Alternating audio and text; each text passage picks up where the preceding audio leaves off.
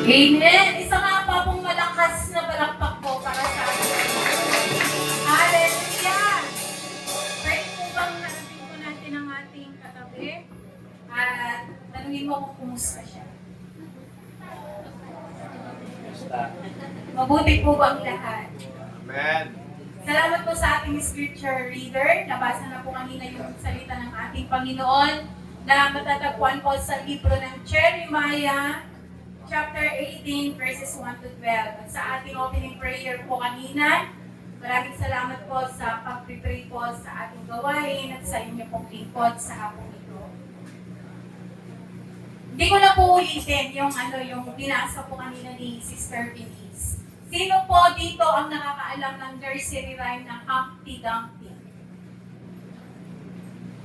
Humpty Dumpty sat on the wall, and Humpty Dumpty had a great fall.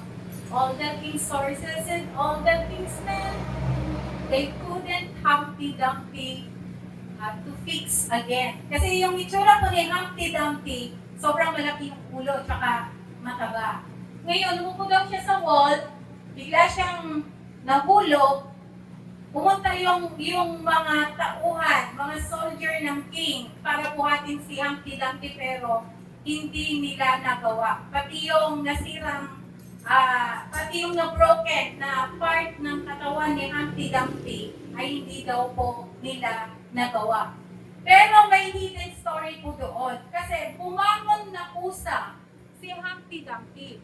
Kaya hindi po nila alam, maging si Humpty Dumpty, hindi niya alam kung bakit siya nakatayo, kung bakit siya biglang na-fix. Minsan po sa ating buhay, even we are broken, even we are in pain, even we are struggles, we feel renewed, we feel new because someone up there in heaven is fixing us. Di po ba kahit na marami tayong problema, parang masigasig ka pa rin. Kahit na nawawalan tayo financial, nakakangiti pa rin tayo because someone up there is always fixing in your brokenness. Kaya purihin po ang pangalan ng Panginoon. Talagang hindi siya nangiiwan. No, hindi ka iniiwan sa panahon na nangangailangan ka. Hindi ka iniiwan sa panahon na nasisira ka. Bagkos, ang Panginoon ang lumalapit sa iyo, ang Panginoon yung ang Panginoon yung nagre-repair lahat ng sira mo, lahat ng nasira sa iyong buhay. Ulitin po natin yung verses 1 to 4. Sabi po dito, sinabi sa akin ni Yahweh, si Jeremiah po ito magpunta ka sa bahay ng magpapalayok. Alam niyo po yung magpapalayok? Sa Ilocos, marami po dyan. Somewhere in La Union, may mga gumagawa po ng palayok doon. At may ipapahayag ako sa iyo. Nagpunta naman ako at dinatnan ko ang magpapalayok sa kanyang gawaan. Nakita kong kapag ang ginagawa niyang sisidlan ay nasisira or nasira, minabasan uli niya ang luwad at hinuhugisan ng panibago. So itong si Jeremiah, nasa loob ng kanyang bahay, sabi ng Diyos sa kanya, Jeremiah, punta ka na sa bahay ng magpapalayo. All of the sudden, pumunta ka si Jeremiah ng walang question. Bakit mo ba pupuntahin ng Diyos doon sa bahay ng magpapalayo?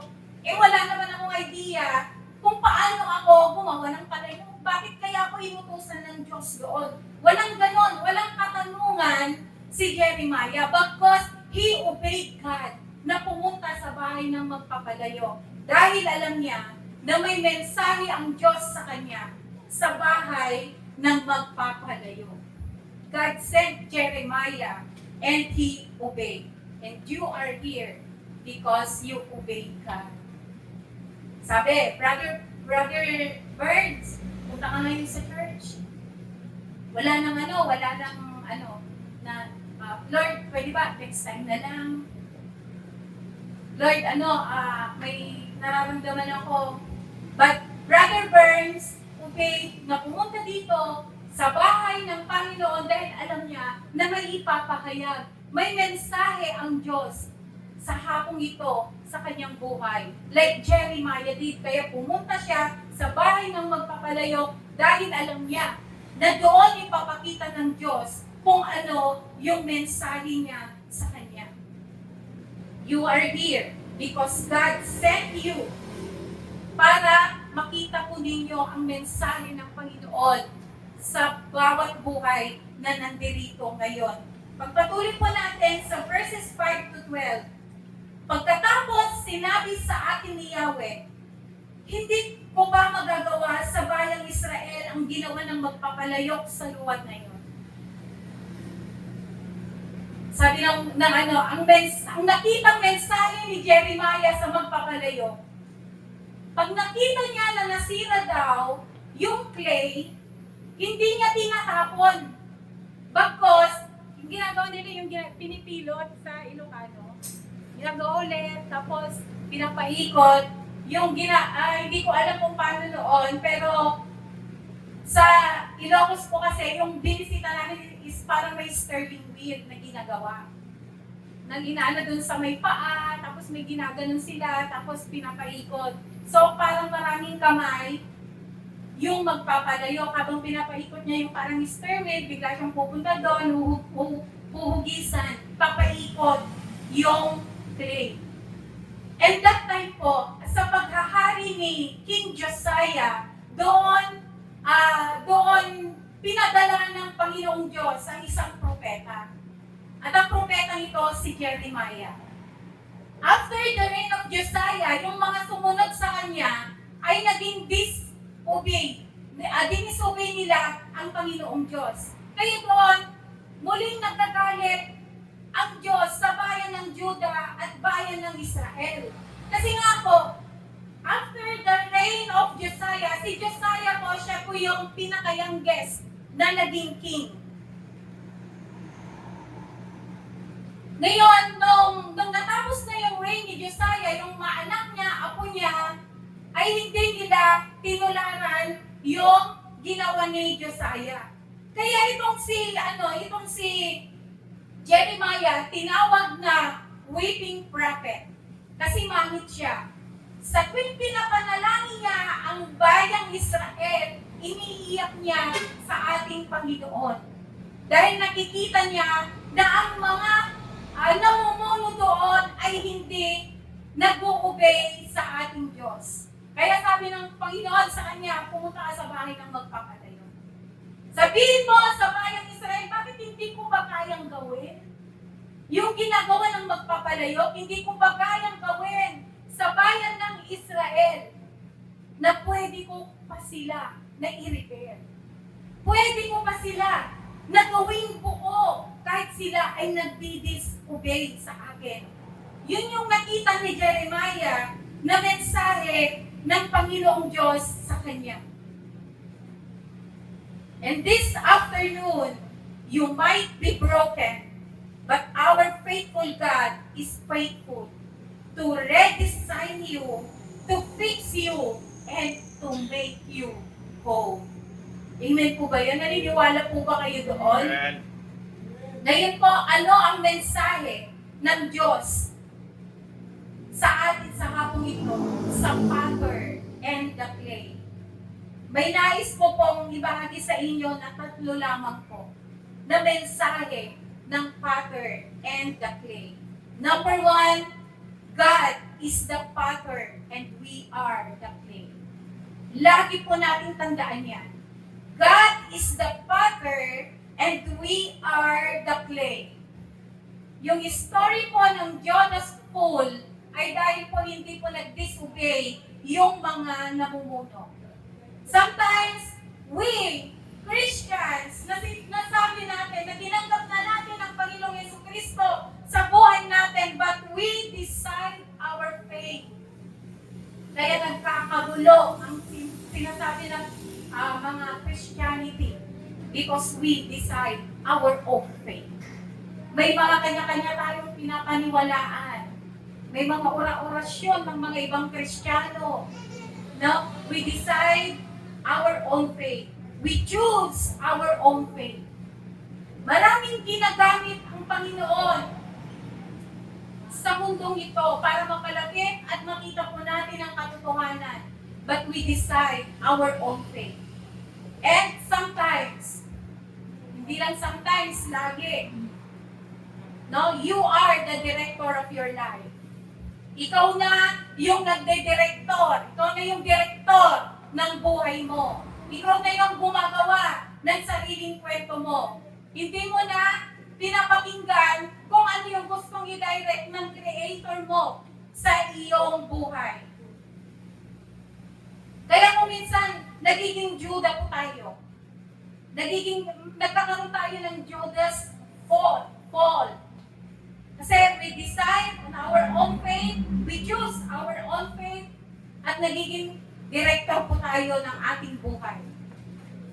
We take the steering wheel out of God's hand and start driving. Alam niyo po ba, yung Noah's Ark, ang laki-laki nung arko, di po ba? Alam na po natin yung kwento. Ano yung isang parte ng Noah's Ark na hindi natin nakita? Na hindi nasabi sa Biblia? Ano yung isang part ng arko na yon na wala? Tama. The steering wheel. Lahat ng barko may steering wheel yan. Pero yung pinagawa ng Diyos kay Noah na arko ay wala siyang steering wheel. Bakit?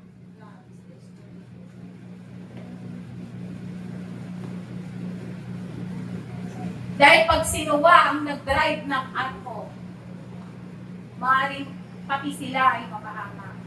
Maaaring yung arko masasayang lang.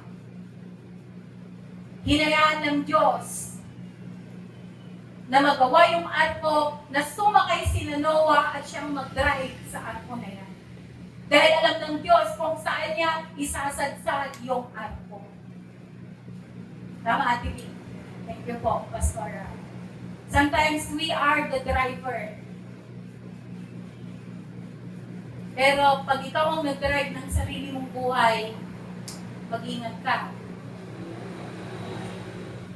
Because if you drive, there are lots of mistakes and accidents.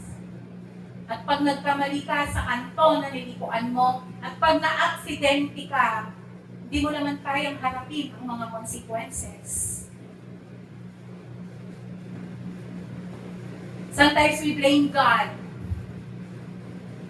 Ikaw na ngayong bigyan ka nga ng freedom, free will ng Panginoon, pero hindi mo naman sinusurrender yung mga kagustuhan mo.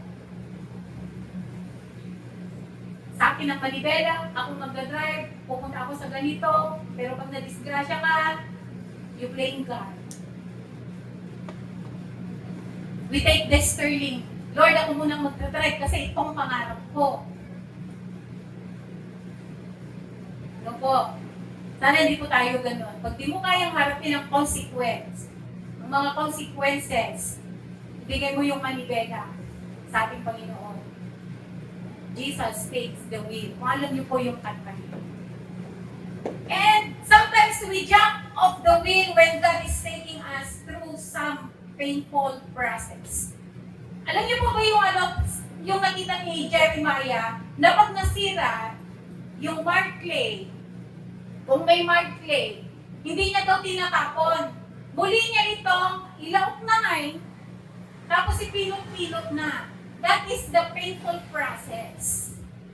Kasi gusto ng Panginoon, hahayaan niya ka munang masaktan. Kasi sa painful na yon ng buhay natin, we learn a lot. Hindi magaganda ang buhay mo kung hindi papakita sa iyo ng Panginoon, una, yung negative side.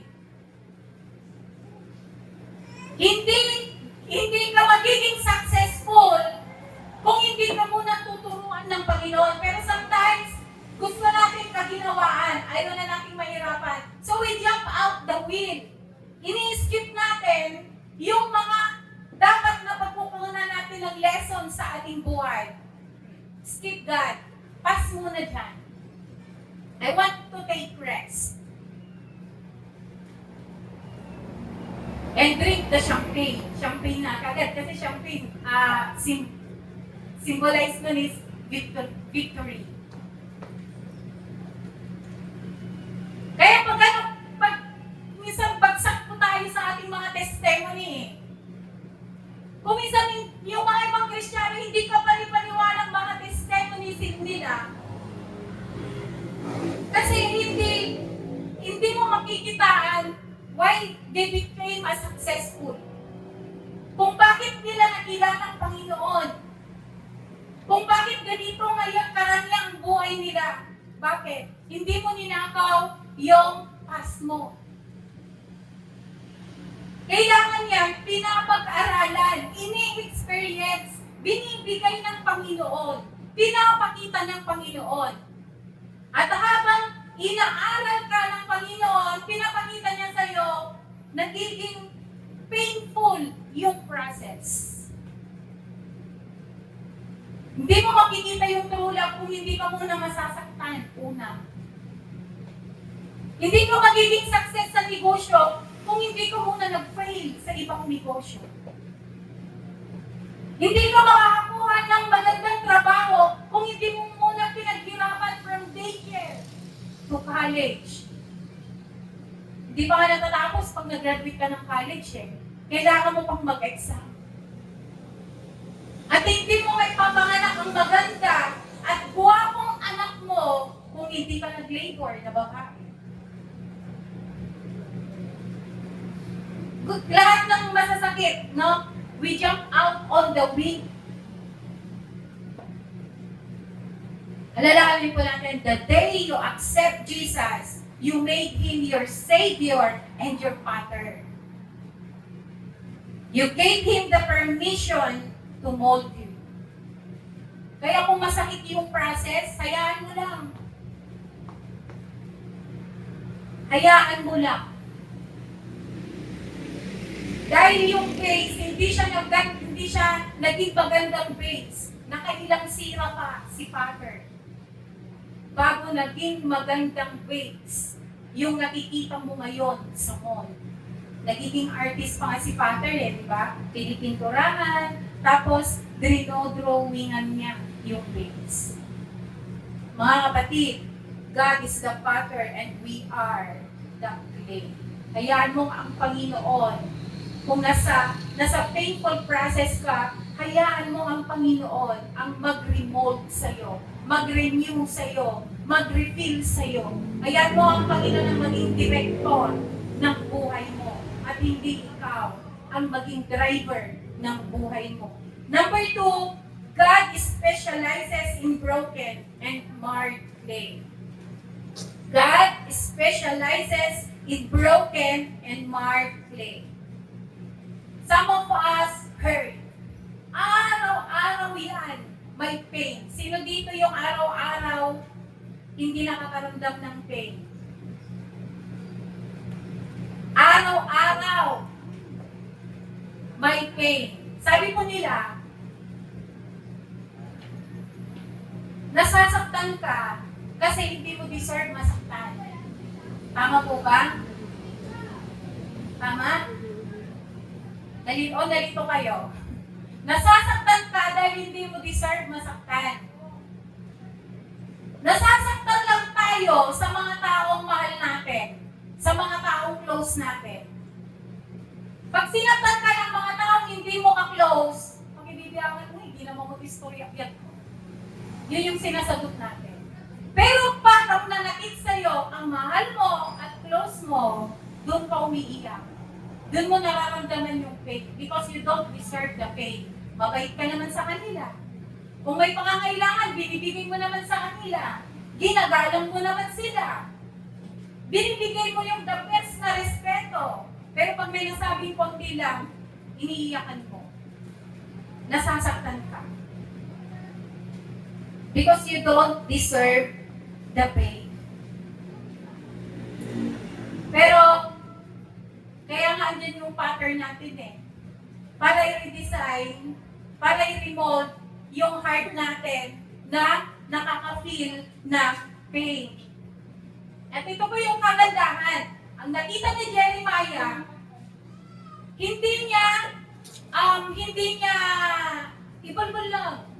Hindi niya tinatapon yung marred clay, pero binubuo niya ulit. At ang Panginoon, sinasabi ko po sa inyo sa hapong ito, God does not throw out marred clay kahit sabihin ng iba na wala ka ng pag-asa. Hindi ka tinatapon ng Panginoon, hindi ka sinasantabi ng Panginoon. Even in your brokenness. Uy, wait, si Pastora Ami. Sandali lang ha. Doon ako kay Pastora Lota at saka kay Sister Vilma, mas-strength sila. Hindi yun sasabihin ng Panginoon sa kahit na sino man na nandito ito. God doesn't throw any marred clay. God doesn't throw any brokenness. Na-feel na po ba natin na parang malayo ang Panginoon sa atin? Na-feel na po ba natin na parang iniwan na po tayo ng Panginoon? Pero sinasabi ko po kapatid sa hapong ito, walang ini-ignore ang Diyos sa atin. God doesn't throw any marred clay. May pinsan po ako. Kilala po ito ni Ann. Hindi po siya addict sa marijuana or siya po addict siya sa alak. Nung namatay yung lola namin, nanang namin, napansin ko, nung humihingi ako sa kanya ng soft drinks, nanginginig siya, parang may malaria na nanginginig. Sabi na nangyayari sa'yo, ako. Minsan, sabi niya, labi nang dito si Pastor at si Doktora, yung nagmamay-ari ko ng tayong family. Bakit? Anong kinakatakot mo, ako? Isang linggo na akong mula nung nagkasakit si Nanang, lagi sila dito, isang linggo akong walang alak. Nanginginig siya.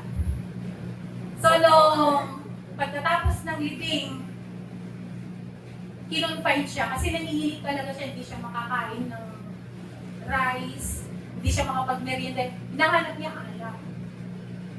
Talagang nanghihina na siya. Wala siyang gustong i-take kundi alak. Kahit na binibigyan nila ng masasarap na pagkain. Kinonfine siya 1 week and after confinement, diretso siya sa Batangas ba yun? Or Bulacan? Nirehab siya. After 9 months ng pagka-rehab, binalik dito sa Tayog family, pinagtrabaho siya para maging busy at hindi na niya maalala yung alak. Kaso, nung pinayagan, after 3 months na doon siya umuwi, dahil wala na nakatira sa bahay ni Nanana, nakiusap siya kay Doktora na kung pwede, umuwi siya doon para may tatawa every day off niya. Hindi nalalaman ng mga tito at tita ko kasi nasa isang compound ko kami. Pagtulong na pala sila, doon niya nilalabas yung alak. So bumalik siya sa nakaraan niya. Nung nalaman nila na gano'n, kasi wala claim na din ang upo niya, kahit anong tapon niya sa kay alak, na ano pa rin isang tita. Alam niyo ba yung sinabi ng isang kapatid ni Ma'am?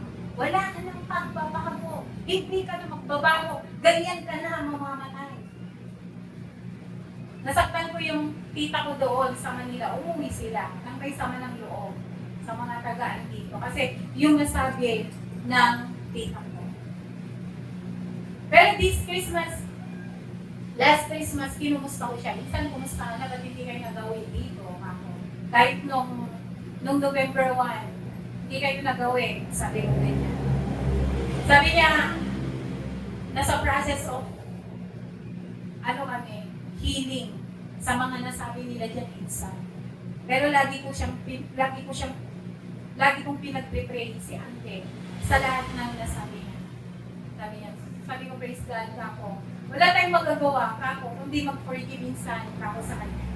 Oo naman, sabi, and he started to attend church dahil yung pinsan ni na mama doon, na kapitbahay nila, siya yung nag-encourage sa kanya. So, pag yun, patapon na yung buhay, pero ang Panginoon pinaglalaban ka, nasa iyo naman yung desisyon eh. Kung gusto mong magbago, di ba? Yung final na desisyon is yung ikaw mismo. Kahit na maraming nag-encourage sa'yo, kahit maraming nag-lift up sa'yo, kung tinuldukan mo na yung desisyon mo, wala rin magagawa yung mga nag-encourage sila. Kahit na sabihin sa'yo na huwag kang may secure ang ganda mo. Kahit sabihin ng nanay mo na ang ganda mo, kahit sabihin ng mga kaibigan mo na ang ganda mo, pero yung nasa utak mo, pangit ako, pangit ka na talaga. Kasi yun yung pinapaniwalaan mo. O, ikaw naman na lalaki. Kahit sabihin ng tatay mo na pangit ka, sabihin ng kumpare mo na pangit ka, sabihin ng mga kabatchmate mo, pangit ka, pero yung nasa isip mo, gwapo ako. Tama yung sinasabi nila. John 8:32. Ang katotohanan ng magpapalahan sa'yo. Tanggapin mo na lang yung sinasabi nila na pangit ka. Amen. Balik pa tayo sa ano. God wants to redeem, repair, and refill you. Di ba may mga trash can tayo dyan? Oh, nire-recycle ulit. Pero, ang Panginoon hindi tayo nire-recycle. Kasi ang nire-recycle, yung mga kinukuha sa basurahan. Ang Panginoon hindi tayo tinatapon. Ang ginagawa niya, nire-repair niya tayo agad. Nire-repair niya tayo agad at nire-remold niya tayo agad. Hindi lang tayo galing sa basurahan. Galing tayo doon sa may special na ginagawa niya. If you are broken, go to Jesus. If you are broken, go to Jesus. Huwag kang magkulong. Pwede kang magkulong, pero go to Jesus. Now, the last one, number 3, if we are to become something value, we need God's help. Kung gusto mo may value ka, we need God's help. May story po, may lolong pastor. Si lolo pastor, magdedibo yung kanyang apo. Pumunta silang mag-asawa, si lolo pastor at lola pastora sa mall. Alam niyo po yung nakita? Kasi na-assign si lolo pastor na magbigay ng 18 symbolic gift. Yan yun. Diba sa mga nagdidibo, may gift, symbolic gift, treasure. So, nakita nilang mag-asawa yung pink na vase. Sabi ni Lola, baka ayaw niya yan. Baka gusto niya mga shoes, mga bags. Sa atin kasi symbolic eh.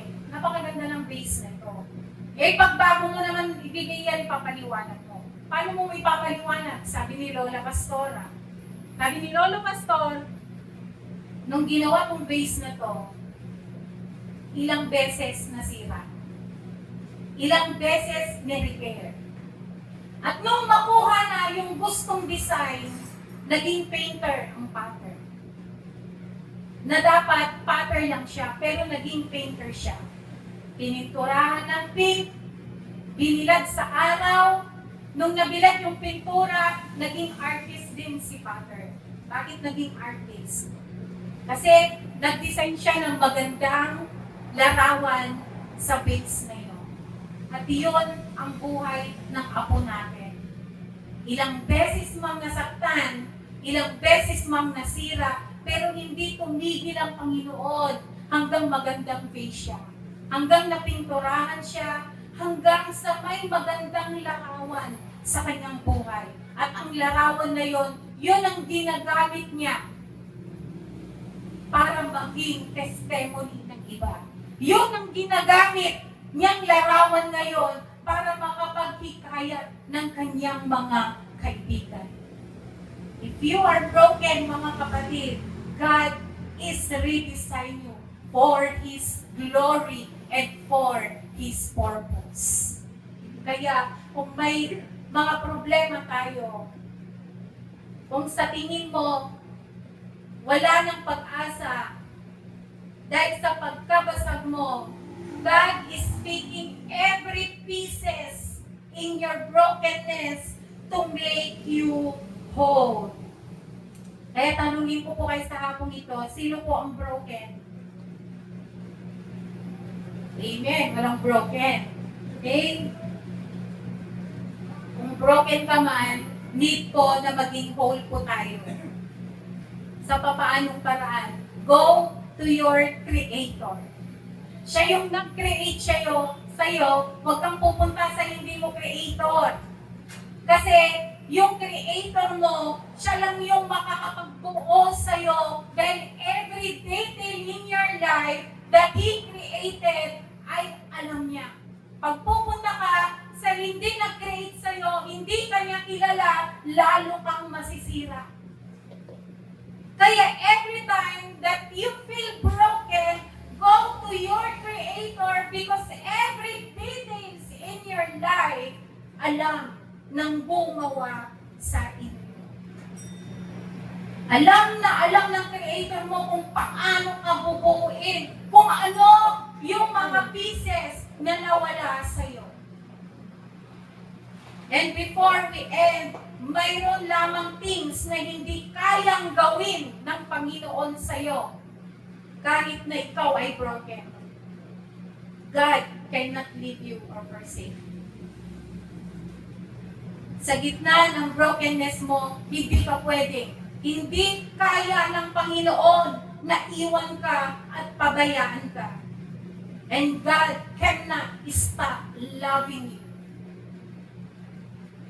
In the middle of your brokenness, hindi alam ng Panginoon kung paano niya tutuldukan ang pag-ibig niya sa iyo. And God cannot forget you. In the middle of your brokenness, hindi alam ng Panginoon kung paano kanya kalimutan.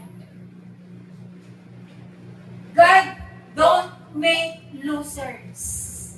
In the middle of your brokenness, hindi alam ng Panginoon kung paano kanya gagawing losers. Dahil ang Panginoon, hindi kanya ginawa na maging loser, kundi maging victorious. Kaya huwag po tayong mag-alala. Kung nasa kalagitnaan man tayo ng problema, sabihin mo sa sarili mo, I am a victorious one. Because God don't make losers. God cannot be unforgiving to someone that is asking forgiveness. Kung trinay mo man na i-manage ang buhay mo, i-drive ang buhay mo at nagkaroon ka ng aksidente, at muling lumapit sa ating Panginoon, ang Panginoon hindi kanya kaya. Hindi niya kaya na hindi kanya patawarin. Ibibigay at ibibigay ng Panginoon yung kapatawaran sa iyo. And lastly, God does not throw the clay away. Hindi kanya itatapon kahit saan. Hindi kanya itatapon kahit saang lugar. Kundi dadalhin ka malapit sa puso niya at ipaparamdam ang pag-ibig niya sa iyo. Ang gawin mo, if you feel broken, itaas mo ang iyong kamay and say, Lord, I'm broken and I need you. Worship God. Worship God. Worship God. Tayo kung lahat ay tumayo. Last harvest Thanksgiving. Noong anniversary, andun po si Pastor Lota. Yung isang pastor ko doon ay nag-special testimony. May negosyo po silang mag-asawa. Nagpapa-order sila ng makakain. Sa dinami-dami po ng order, naging busy po sila na magluto. At si pastor napalapit siya dun sa kumukulong mantika. Dahil marami po silang ginagawa, naging aligaga si pastor, natapon yung mantika sa kanya, yung kumukulong mantika.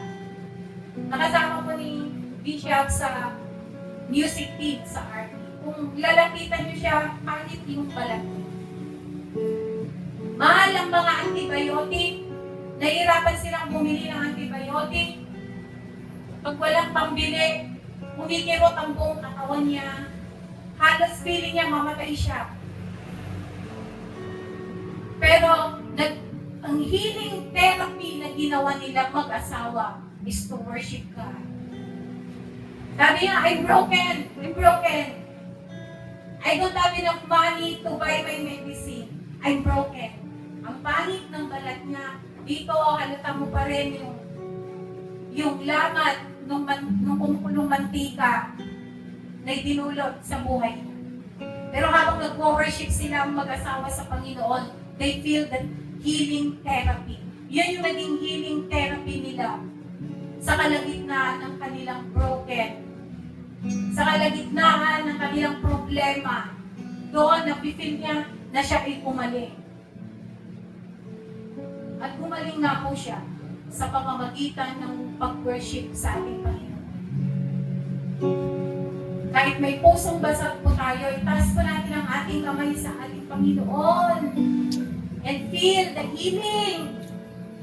Feel that God is close to you in this afternoon.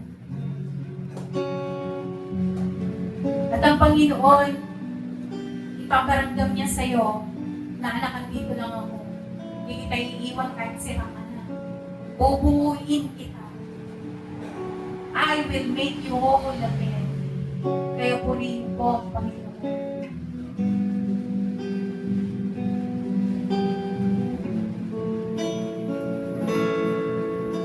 Sa bawat patak ng lupa,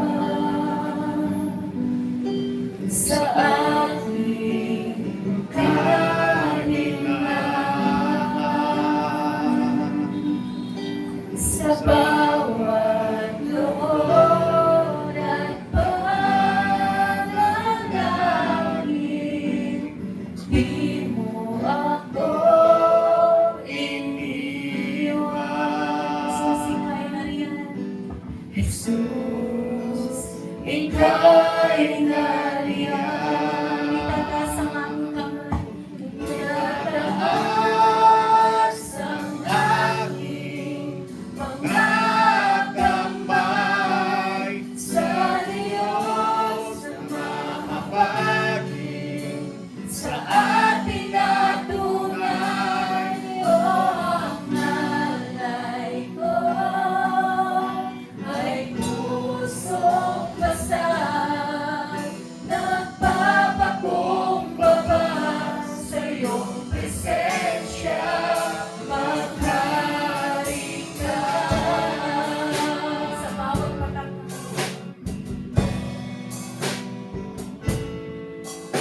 sa bawat patak ng luha, kung broken ka, iyak mo lang sa Panginoon and worship God. Hallelujah. Sa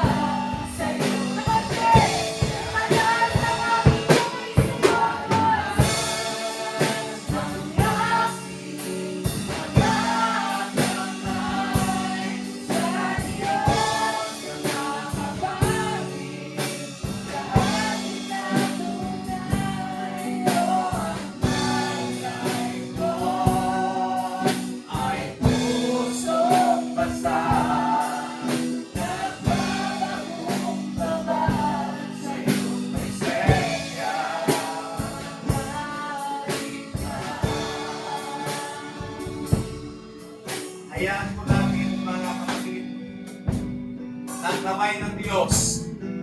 Patuloy niyang pakialaman ang ating mga buhay. Hayaan po namin na the Father's hand ay patuloy niya tayong abutin. Patuloy niya tayong ihin sa lumang pinagdadaanan ng bawat isa. Hayaan po natin ng kamay ng Panginoon, patuloy niya tayong inuol sa kagustuhan niya ayon sa nanaisin niya. Kapatid, kapag tayo po ay pinapakialaman ng Diyos, kapag tayo po ay ninuol ng Panginoon, huwag po tayong pumalag. Sumunod lamang po tayo sa layunin, sa kagustuhan, at sa ginagawa ng Panginoon sa ating mga buhay. Because at the end of that, may pagmamalaki tayo ng buong buo ng ating Panginoon. Hallelujah. Oh, we praise you, Jesus. Salamat, Panginoon, sa hapong ito. Salamat sa iyong mga salita na aming napakinggan. Salamat sa iyong kamay, Panginoon. Thank you for the Father's hand to God. Salamat, O Diyos, na nandiyan ka lagi, na hindi mo kami iniiwan, hindi mo kami pinapabayaan, na lumang sitwasyon ang mapagdaanan at pinagdadaanan ng bawat isa. Still, andyan ka, Panginoon, na handang tumulog sa amin. Andyan ka, Panginoon, na muli mo kaming basagin at muli mong buuin ayon sa iyong ninanais. Salamat sa iyong lingkod na siya kong ginamit sa hapong ito. Thank you for the word of wisdom na pinagkaloob mo sa Kanya, Panginoon. Kaya namin panalangin sa hapong ito, patuloy mong pagpalain ang iyong lingkod na siya mong ginamit na naghayag ng mga salita. Patuloy mo siyang tulungan. Patuloy mo siyang pagpalain sa lahat ng aspeto ng kanyang buhay, Panginoon. At patuloy mo siyang bigyan ng mas malawak, mas malalim na kaalaman, pangunawa patungkol sa iyong masalita. At patuloy siyang gamitin mightily and powerfully. Hayaan po ninyo, Panginoon, ng bawat salita mo na lumabas sa kanyang bibig sa mga oras na ito ay patuloy na humilos sa aming mapuso, sa aming mabuhay. At hayaan po ninyo, Panginoon, na patuloy kaming magpasabog sa mga kagustuhan mo sa aming mga buhay. Salamat dahil patuloy mo kaming binabasa dahil meron kang gustong gawin para sa amin, Panginoon. Na minsan masakit man mabasa, Panginoon. Pero ginagawa mo ito, Panginoon. Kasi gusto mo na maging maayos, maging mananagumpay, at maging matagumpay kaming mga anak mo sa bawat araw ng aming mga buhay. Salamat po, Diyos. Salamat ng marami. Sa inyong lahat ng kapurihan, pasasalamat sa tanging pangalan ng aming Panginoong Hesus, ang lahat ay magsabi na. Amen. Palakpakan po natin ang Panginoon. Hallelujah.